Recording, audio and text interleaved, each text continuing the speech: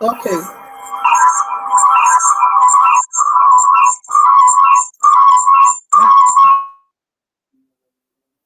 Sister Ronke?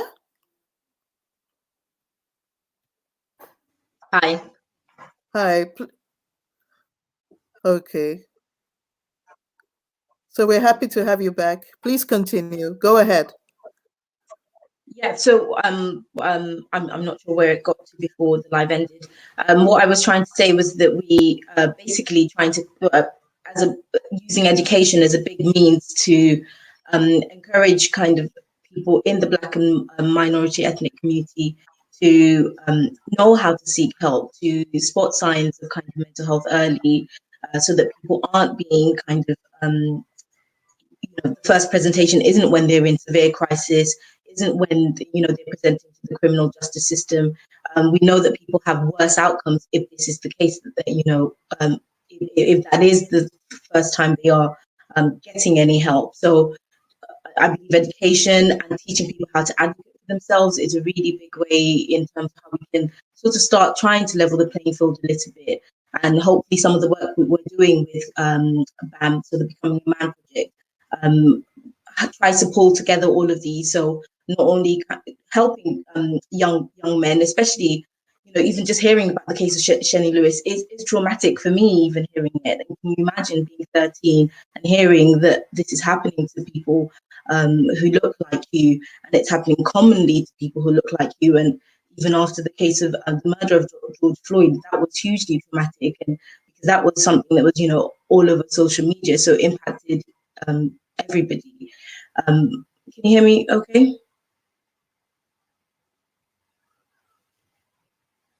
It's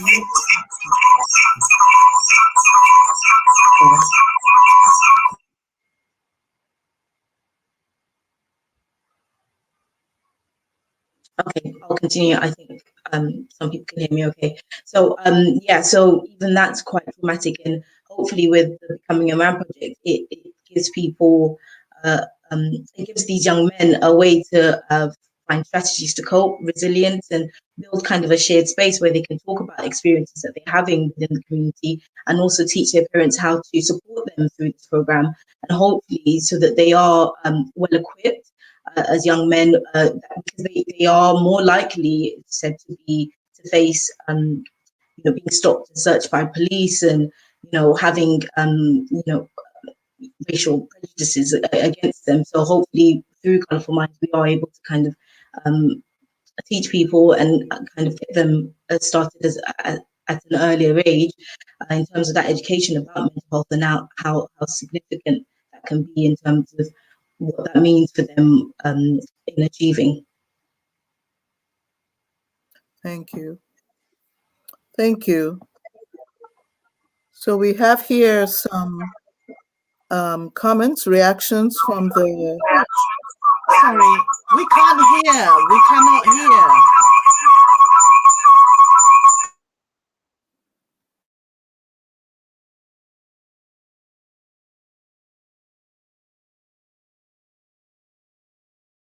Sorry, we can't hear properly.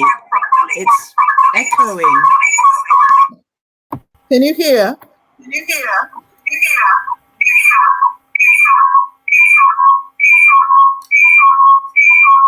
Oh.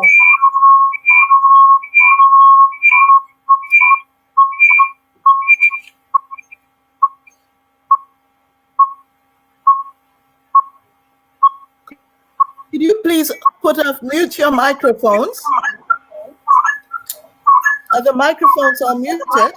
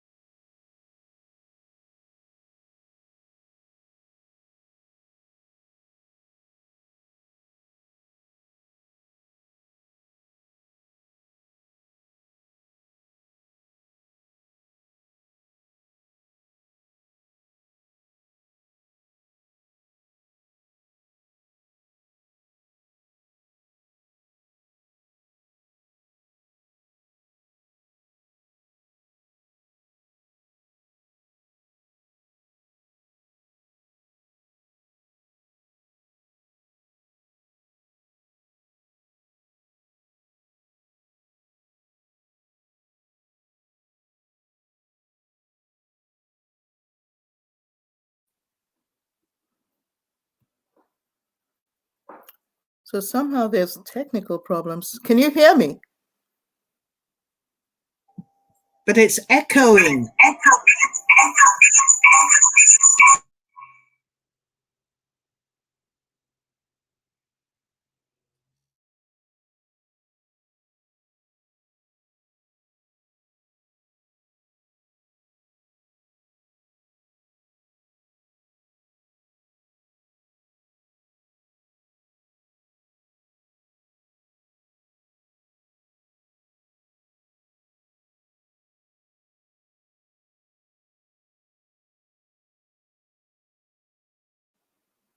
I have only one device on.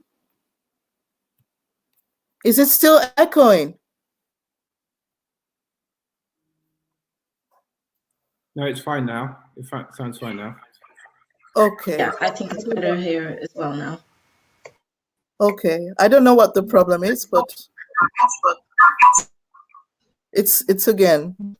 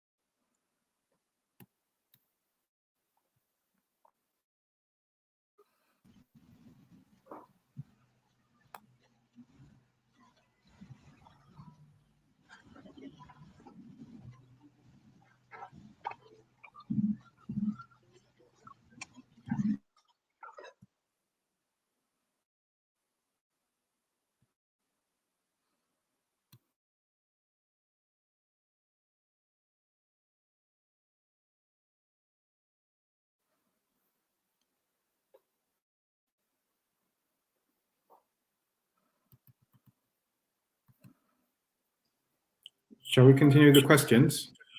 Yes, please.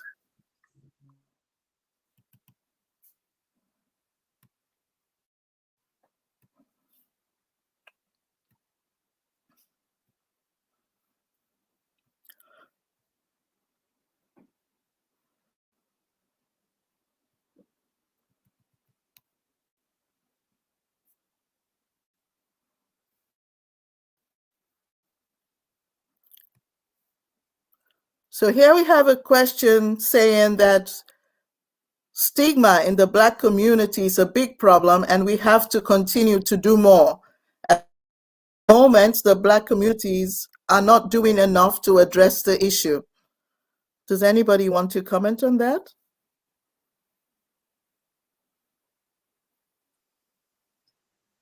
I hope I'm not echoing. Okay, so I guess what I will say is one of the goals of Colourful Minds is trying to address that. So I guess now, as a result of COVID, as a result of George Floyd's death, in a lot of spheres, people are now starting to realise the undeniable thing that probably has been known anecdotally and probably been shown quite a lot in the literature data, but it's been so clear to everyone recently how unequal things are for people of different people outside the main majority ethnic groups. And what that has led to is a realization that actually you need to have people at the table and things and action does need to take place. So it's not to say that everything's going to change overnight, but I think what we can hear from the work that Kevin's doing and the work that we're trying to do is that think people are actually involved and are trying to make a change in things as they go along. So really, I think that the most important part is that now that we know, it is really important for all of us to basically make sure wherever we can, we get involved and we help out to try and make a change, because ultimately this is going to affect us, our kids, and our grandkids.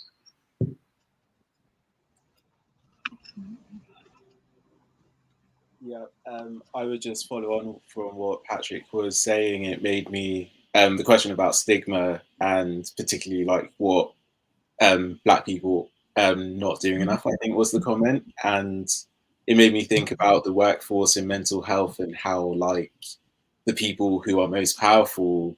I mean, there's like the term the snowy peaks of the NHS.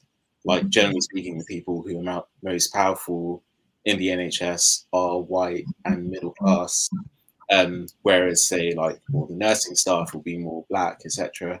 So it made me think about just having more diversity in senior positions, so that there is more means to support organizations like Colourful Minds.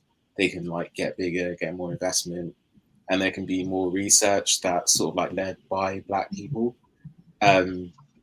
But again, like as well, there needs to be more investment outside of the NHS as well, because I mean, Colourful Minds is an example. It's a lot of this good work goes on in the voluntary sector, in charities and everything. So we can't, I don't think, see all the problems as well, all the solutions coming from within the system. I think we also have to think about communities. It's not a perfect answer because, you know, communities discriminate against each other, but I think it would go some way to addressing that problem if we had more diversity in the system. I mean, I echo what Patrick and Kevin have just said. And the other thing I can add, kind of from a medical perspective, is getting people to learn and understand that your brain is an organ as part of your body. So when you have a mental health problem, we should look at it akin to how we would look at if you had asthma and there was a problem with your lungs, and not.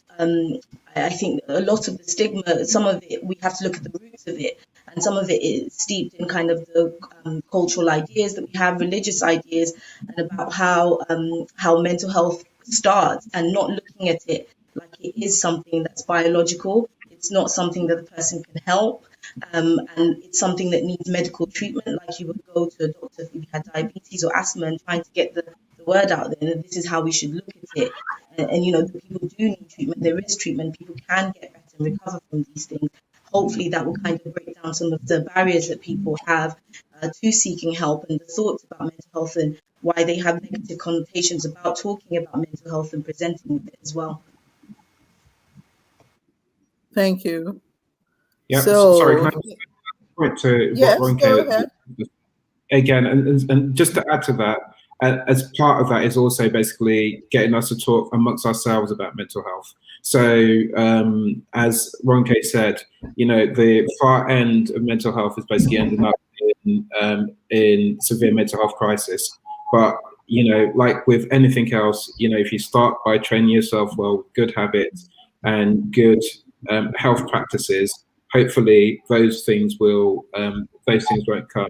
So the important part is thinking about mental health and mental illness, which is important to understand, but also understanding the importance of mental health and mental well-being, and mental resilience, which is something which we're obviously often challenged with just by virtue of the things that we've talked about here in terms of the impact of race and mental health. But there is work that we can do within the community to help build in that mental health resilience, which helps to avoid people from, you know, moving down towards a pathological path. Yes, and here Landry is saying to understanding that mental health is a part of well-being is not usual in the African community. People believe that mental illness is a personal weakness due to negative stereotypes.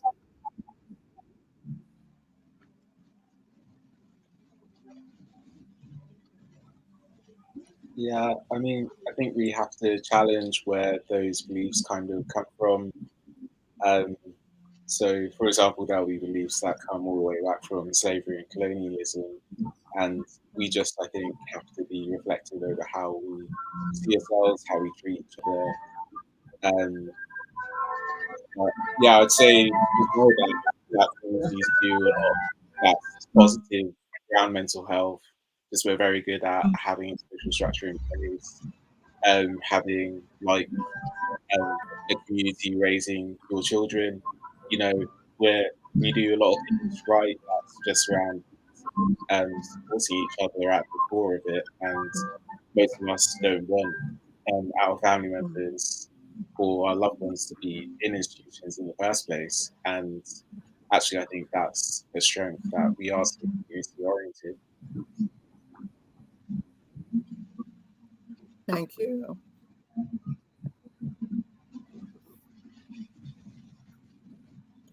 I think just to kind of follow on what Sista, from Kevin was saying as well, sorry, I was just going to add that, you know, as Patrick said, that we have to kind of look at it in terms of starting from young and kind of developing practices. So when you have young children, talking to them about kind of mental health and talking to them about, you know, feelings and how that can present in lots of different ways, and people also understanding that sometimes even when you know, young adults presenting with difficult behavior, that these can be signs of mental illness. So teaching people kind of the signs and having that table, you know, in your home where you have that open dialogue is really important in kind of retraining, you know, how we are thinking about mental health and starting that from young. And hopefully with some of the community projects that we're doing, we can start that discussion and start getting people involved earlier.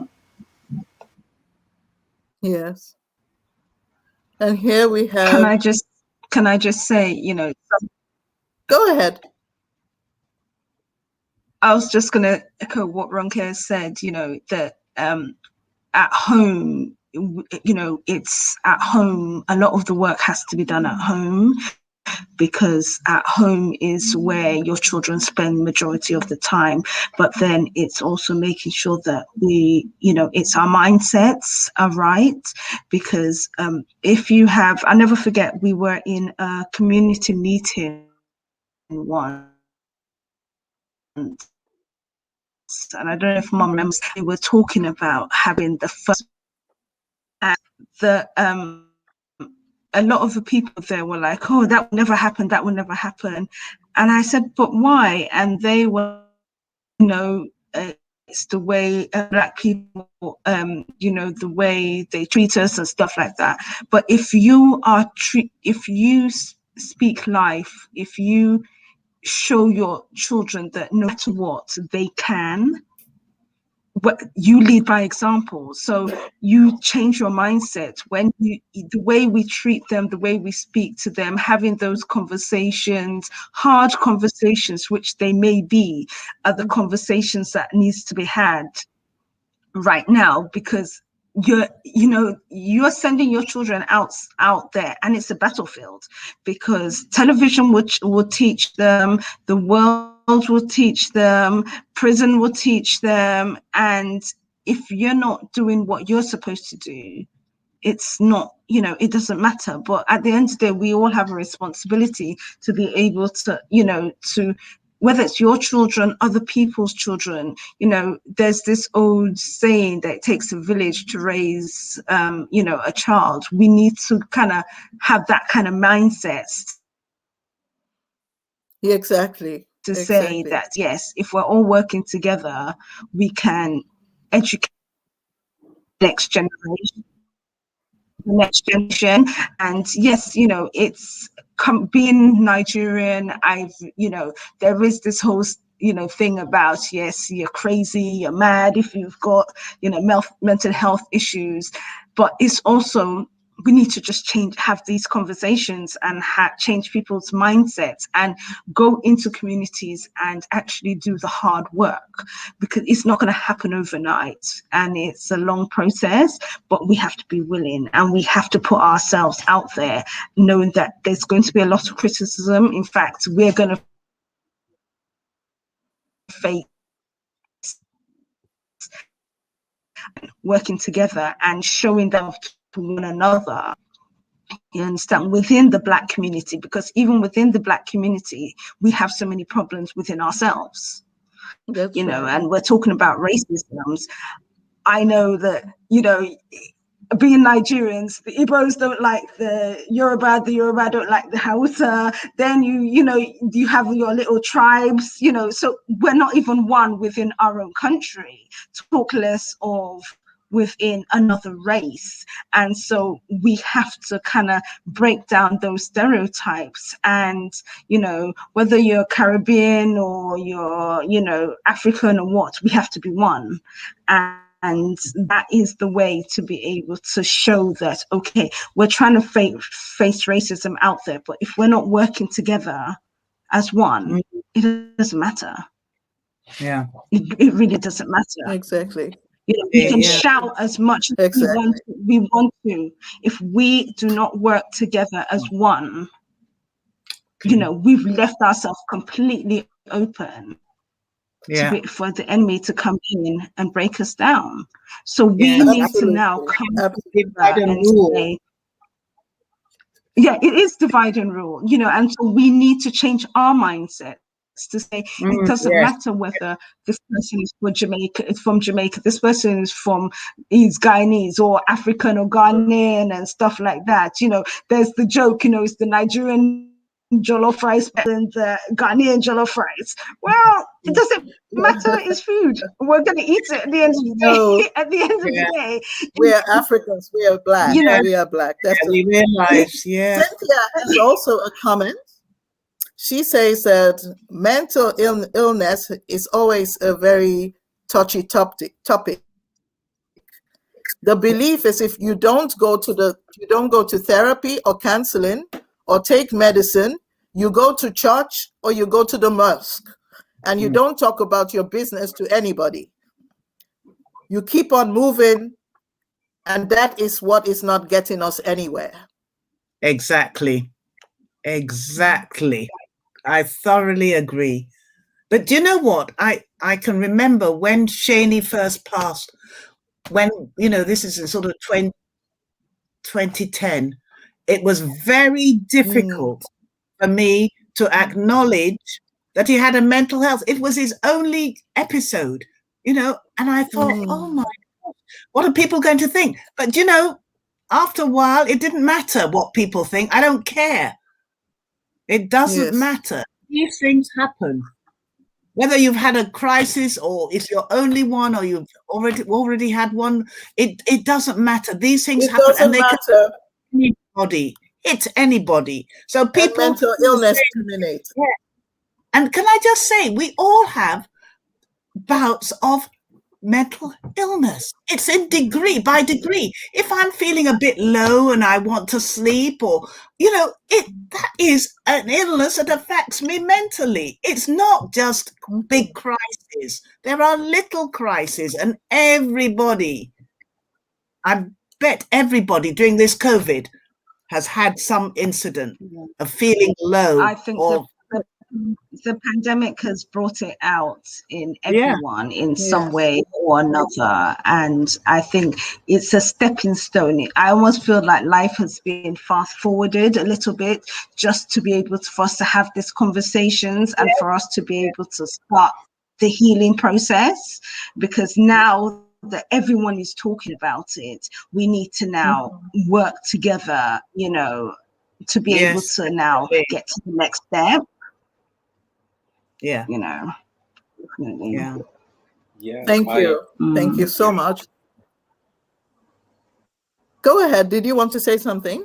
Yeah, I was just going to say, even the research shows 1 in 4 people will develop a diagnosable mental health problem over their lifetime, and that's even before COVID. So who knows how things are going to change, but you really just have to accept that it's a part of life. And there's something about the churches as well, that can mental health services work more closely with the churches? Can there be more therapies provided through the churches so that you're reaching people easier? Because so many, churches are like community hubs, mosques are like community hubs.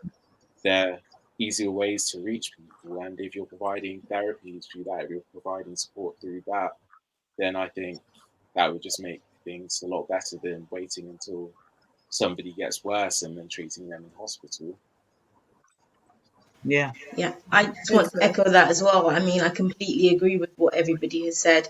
You know, everybody does have kind of mental health, and some people can struggle with their mental health. And it's important to recognize and get the message out there that it's very common, and that, Yes. you know, people, there are alarming rates of depression within Black and minority ethnic communities, and getting that word out there that you're not alone, there is help available, and talking about it is the first step to kind of getting that help and helping others even as well, because sometimes when we share, we give other people permission to share, and if we don't start kind of sharing, people, you know, also, you know, continue plowing on and trying to continue in their struggles, and sometimes to serious detriment. And definitely what Kevin said in terms of hubs, churches, mosques, there are big hubs where people, you know, gather, and these are really good ways where we can start kind of spreading the message.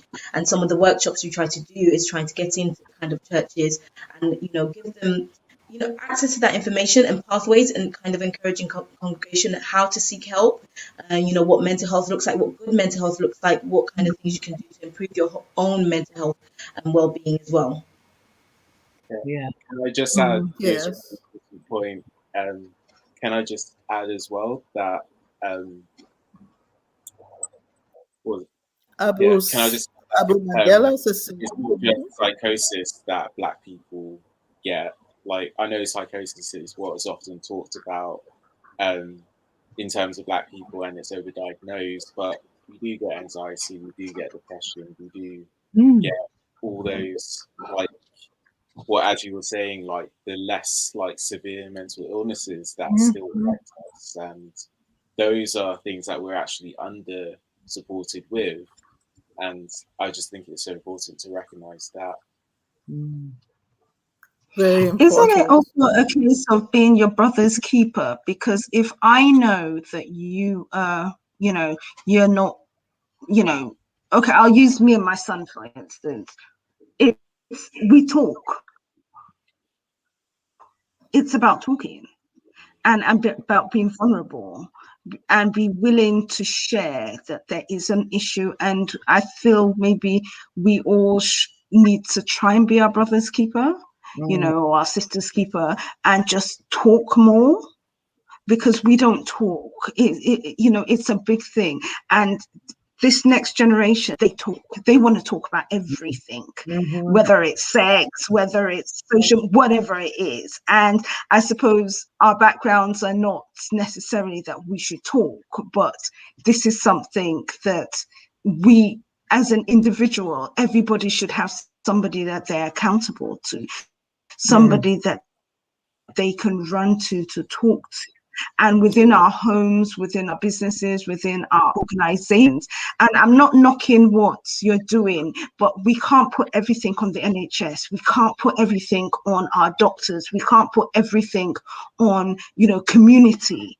We have to do it within ourselves. You know, I should be able to have that one person that I'm like, okay, you know what, I'm going to sit down and talk to you, but when I'm not feeling okay, and you're going to talk to me, and together, you know, we're going to add another person, you know, because I think it's fine, great having all these institutions and all these things, and I'm not knocking any work you're doing, but let's do the work ourselves as well. Let's kind of be helping one another, because that's the only way forward. Yes. Because if I'm isolated and in the house by myself, do is pick up the phone and speak to somebody. You know, and I may not want to be able to go to the church. I may not want to be able to go to a community center. Then I'm losing out. But then if I know that, okay, someone's going to call me, or I can call somebody, and you have that, like I say, almost like an accountability partner, somebody who's just willing to listen. That's all. It's just listen. Yeah. I think Kemi, Patrick actually wants to say something to the... Say anything, just listen. Yes. Kemi, sorry. Go ahead, Patrick. Yeah, so I think what I was just going to add to that is what you said is absolutely right, but I think we need to remember that the whole point of Colour for Minds is not about saying that everything should be just on the NHS. We are saying that there is a two-pronged way of this, which is what needs to be done in the community. But we have to be fair to the community and just understanding that you know, what you're dealing with is years and years and centuries of learnt behavior and learnt cultural practices of not talking about mental health, and learnt beliefs, other beliefs about mental health, which need to be challenged. So these aren't going to happen overnight. They will happen by virtue of actually us doing work in the community. So we think it is important that whilst you do work in terms of actually looking at how the services that are designed work better and have a better reach in the community, we also need to do work on the other side in terms of actually helping people to learn to talk about mental health. Yeah, helping families to understand that actually, you know, it's okay to ask your son how he's feeling when he arrives at home from school a day, and if he says he's feeling bad, to ask why, or to be concerned, or to be inquisitive about the mental health and the mental well-being of your offspring. Because once you do it with your child, hopefully he'll do it with his children or her children, and that will go on down the generations. So it is a lot of work that needs to be done in terms of actually just learning, teaching us to give ourselves grace, which I think is what you're talking about, to basically be able to say, do you know what, today I'm not feeling as great as I was feeling yesterday, and that is not a bad thing. Yes, it's okay to be not be okay. Absolutely. We all have to be accountable on an individual level as well, not dependent totally on communities or institutions at all. Okay. Well, we've come slowly to the end of the program today, and I would just like to give each one of you a last word, a last sentence before we close. So first, over to you, Ajibola. Yes, thank you very much. Just like to thank everybody, you know, Runke, Kevin, Patrick, Kemi, Umi, Lade, who had to leave early. Thank you, everybody. I just thought it was, instead of just talking about Seni's story, which I've talked about with my dear sister in Hamburg many times, you know, we've been there and talked. I just thought it was important for people to know what was happening, you know, that we are trying to make a difference. There's so much going on, and it's really it's really important that people know, you know, that things are happening. We're trying to make changes, little steps. I always say, you know, and it's a collective. It's always a collective of different people, different approaches. And so thank you, everybody, for agreeing to come on. Thank you so much. Kevin? Yeah, I would just end by saying thanks to everyone. Thanks to the panel for inviting me. Thanks especially to the Lewis family for your work on this. And please do watch the film coming out, Rest in Peace, Seni, that will look over these these issues in more depth. Just highly recommend it. It's out now. And just please continue talking about mental health. Don't shy away from it. The more you talk about it, the more of an impact you will have. Yeah. Thank you so much. Kemi? I'd like to thank all of you, and it's very nice to meet the rest of you. Mom has spoken about all of you at some stage, so it's actually nice to actually put a face to all the people she's spoken about. And you know, kudos to Mom. Mom is like a fighter, so she's done very well. And thank you so much for all your hard work, and for all the efforts, and for all the support you are giving us and other families. And know that, you know, your hard work is very, very much appreciated, and it's not taken for granted in any way, shape or form. And on behalf of my family and other families, I want to say thank you from the bottom of our hearts, and, we are here and we are walking alongside you. And I want to encourage everyone. It's not an easy walk, and it's our faith and our trust in God, and God has carried us and he's carrying us. And it's been hard, but by his grace and by his mercy, we are reaching. And that is what has literally kept us, and brought us all this way. And so I just want to thank you. Thank you. Thank you. Again, from the bottom of our hearts. And people out there know that, you know what?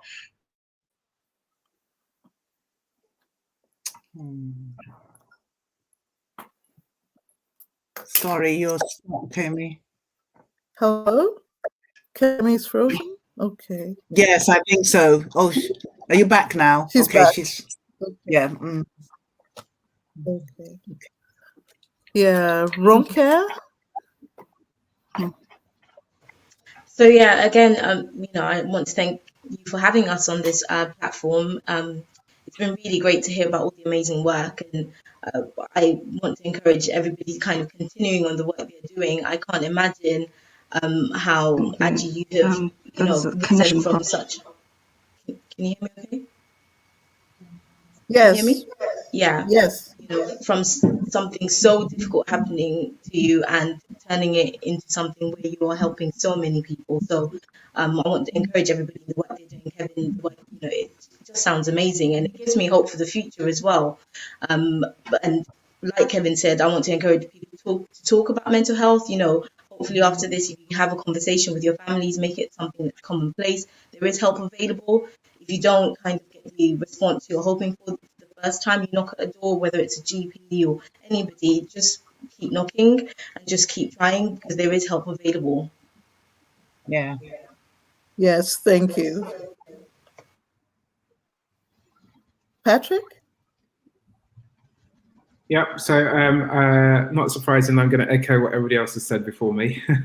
Again, I want to thank Aji for inviting us here to this meeting, and say that Aji and Kemi, you're both such an inspiration in terms of what you're doing, and Kevin also in terms of actually making sure that you fight for the change you want to see. I think that is probably, along with the message that Kevin and Ronke gave about just talking about mental health, that is a little one thing that we can all learn to go away and do, which is to go away and think about how we check in and look at our mental health and mental well-being. And I think that's the thing I want to focus on. Mental well-being is an important part of this. But, beyond that, the thing that we can all do is get involved wherever we can to try and make the change that we want to see. Yeah. I think that is the most important thing, because, I think the thing we've learned is these changes aren't going to happen if we don't get involved and make it happen. So, yes. There are many organizations like ours that are out there doing this work.